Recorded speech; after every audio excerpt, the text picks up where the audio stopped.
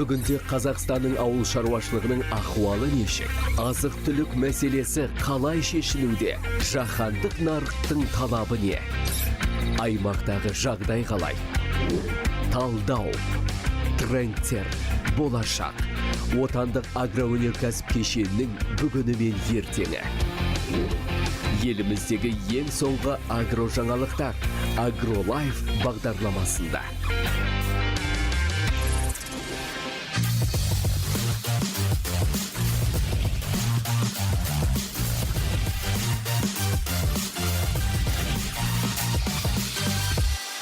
Мамандардың есебінше Қазақстан экономикасында балық шаруашылығы ерекше рөлге ие.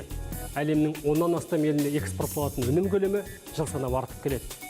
Ал елімізде сол өндіріске қажетті балықты қолдан өсіру қаншалық дамыған? Бүгінгі тақырып осы. Армысыздар, бұл AgroLife бағдарламасы. Мен Дархан Жеңісбекұлы, хабарды бастайын.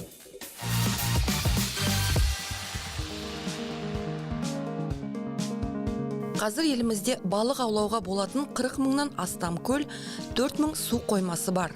Заңсыз балық аулау салдарынан соңғы 30 жылда бір ғана бекіренің саны 25 есе азайған. Сарапшылар аквакультура, яғни балықты қолдан өсірудің маңызы зор дейді. Қазіргі таңда әлемде соңғы 2020 жылғы мәлімет бойынша, ФАО-ның мәліметі бойынша 178 миллион тоннадай балық өндіріледі.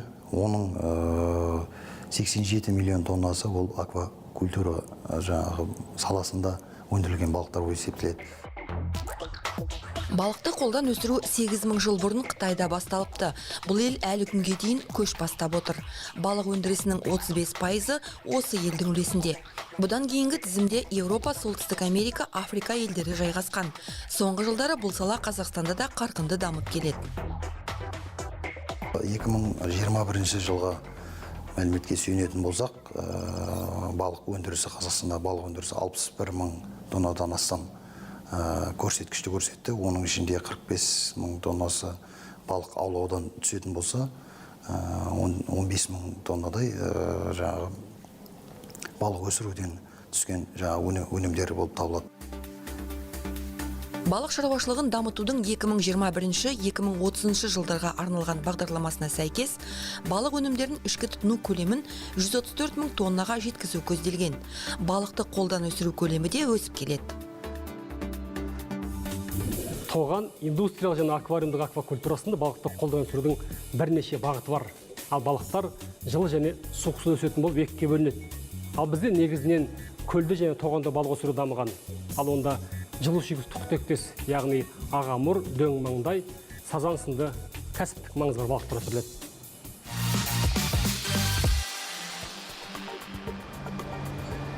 Қазір Алматы облысында ірілі-ұсақты 15 акваферма бар екен. Ең ірісі осы. 5 жыл бұрын Есік қаласында ашылған. Мұнда жылына 200 тоннаға жуық патша балығы аталып кеткен бақтақ өсіріледі. Қазіргі жағдайда біздің қуаттылығымызды қазіргі жағдайда 200 тонна болып тұрса, осы 5 жылдықтың көлемінде 1000 тоннаға дейін жеткізу. Сонымен қатар бұл біз қазір бірінші өнімді ғана, өсірілген өнімді ғана жіберіп атсақ, соны біз толыққанды өңдеп, Алматы қаласында біз балықтарды өңдейтін және бұны ыстатып, сон методтармен жұмыс жасайық деп жатырмыз. Фермада тауарлы балық алудың тиімді технологиясы қолға алынған. Шабақтар жасына, салмағына қарай бассейнде, қыстық тоғанда бөлініп бағылады. Мұндағы мақсат аз шығынмен көп өнім өндіру. Бізде, яғни бұл шаруашылықта бірінші, екінші, үшінші блок және де северный, южный бассейндар, төменгі және жоғарғы зимовалдарымыз бар. Үшінші блоктағы балықтарымыз бұл жерде бізде товарный балықтарымыз. Ол жерде біз, яғни жаңағында 250-400-ден бастап килограмм плюс, 3 плюс деген балықтарымызды сатамыз. Бақтақты қолдан өсіру еліміз үшін жаңа нысан емес. Республиканың біраз өңірінде фермерлердің кәсібіне айналған. Шетелде жоғары сұранысқа ие Қазақстаннан экспортталатын балықтың ішінде осы бақтақ та бар.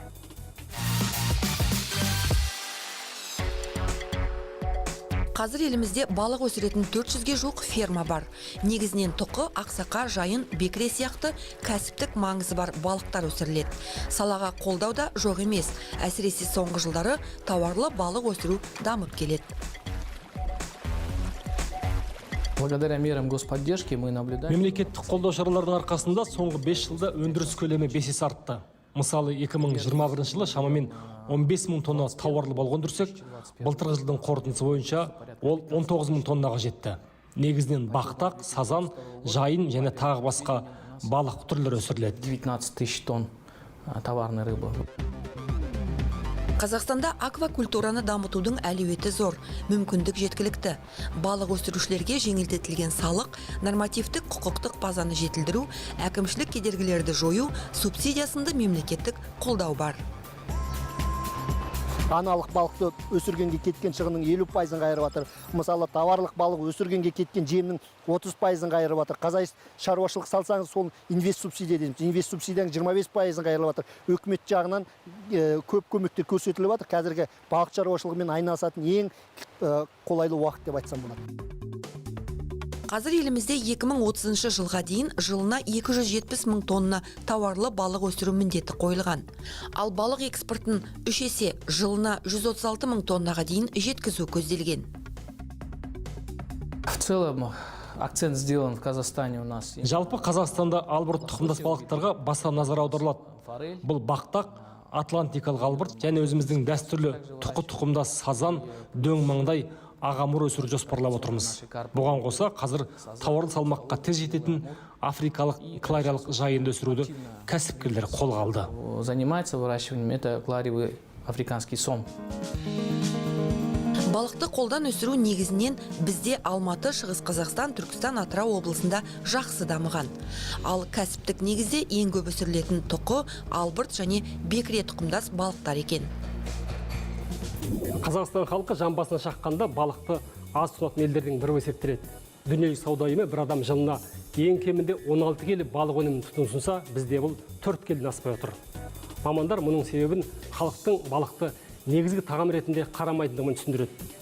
Негізінен балық өнімдерін теңізбен және мұхитпен шектесетін елдер көп тұтынады екен.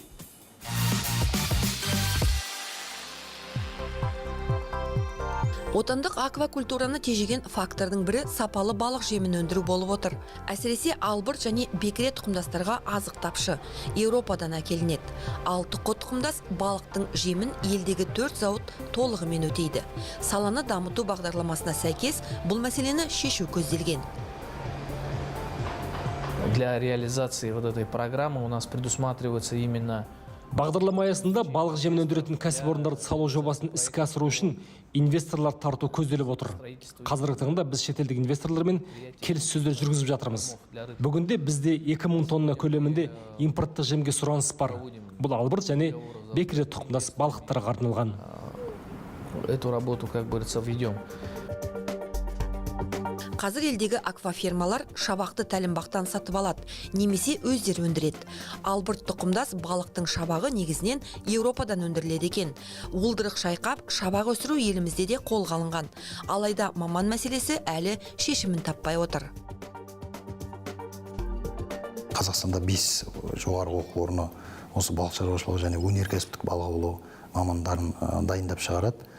Дегенмен де ол осы саланың дамуына әлі де аздық етеді.